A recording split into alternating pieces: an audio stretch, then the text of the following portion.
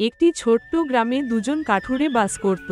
একজন ছিল সমর, যে খুব পারিশ্রমিক ও সৎ ছিল, আরেকজন ছিল অমর, যে খুব অলস ও লোভী প্রকৃতির ছিল।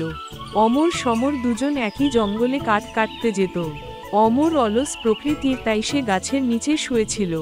সমরকে কাঠ কাটতে যেতে দেখেও শুয়েই থাকল। অমর একটি নদীর পাড়ে কাঠ কাটছিল। এমন সময় কাঠ কাটতে কাটতে তার কুড়ুল নদীতে পড়ে যায়। সে হতভাগ হয়ে কাঁদতে থাকলো। এমন সময় নদী থেকে এক দেবী উঠে আসে। অমর, তুমি কাঁদছো কেন? কি হয়েছে? আমি কাঠ কাটতে কাটতে আমার কুড়ুলটি নদীতে পড়ে যায়। কুড়ুলটাই তো ছিল আমার একমাত্র সম্বল। কুড়ুল ছাড়া আমার চলবে কি করে? আমি খাবো কি? ও, এই ব্যাপার। হঠাৎ একটি লোহার কুড়ুল নিয়ে এসে দাঁড়ালো। এই এই কুড়ুলটা আমার নয়। আচ্ছা দাঁড়াও, এই বলে আবার একটি রূপোর কুড়ুল নিয়ে হাজির হলো। এই নাও তোমার কুড়ুল। সমর আবারও বলল, এটা এটা আমার কুড়ুল না। আবার দাঁড়াও বলে দেবী আবার একটি সোনার কুড়ুল নিয়ে হাজির হলো। সমর সোনার কুড়ুলটা দেখে বলল, এত সোনার কুড়ুল, এত মূল্যবান কুড়ুল আমার নয়। দাঁড়াও তবে। এই বলে তারা আসল কাঠের কুড়ুলটি নিয়ে এলো। সমর খুশি হয়ে বলল, এই তো, এটাই আমার কুড়ুল।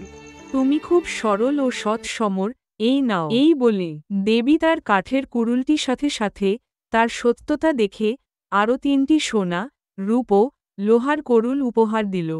এই বলে দেবী চলে গেল। অনেক বেলা হয়ে গেছে, তাই আর কাঠ না কেটে সমর বাড়ির দিকে ফিরছিল। তখনও অমর গাছের নিচে শুয়েছিল। তার হাতে কুড়ুলগুলি দেখে অমর জিজ্ঞেস করতে সমর পুরো ঘটনাটি বলল।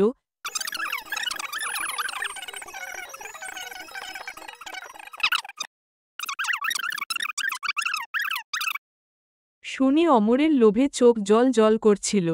তারপর অমর তার কাঠের কুড়ুলটি নিয়ে নদীর পাড়ে কাঠ কাটার ভান করতে করতে ইচ্ছে করে কুড়ুলটি নদীতে ফেলে দেয়। আর কাদার ভান করতে লাগল। আমার কুড়ুল। কাদার আওয়াজ শুনে নদী থেকে দেবী উঠে এলো। দেবী জিজ্ঞেস করল, এরকম করে তুমি কাঁদছো কেন? কি হয়েছে? আমার কুড়ুলটি নদীতে পড়ে গেছে। দাঁড়াও বলে চলে গেল। তারপর তার সামনে একটি সোনার কুড়ুল নিয়ে উঠে এলো। অমর সোনার কুড়ুলটি হ্যাঁ দেখে হ্যাঁ, বলল, এটাই আমার তো আমার কুড়ুল। দিন দিন আমার কুড়ুলটি আমাকে দিয়ে দিন। তুমি খুব লোভী অমর।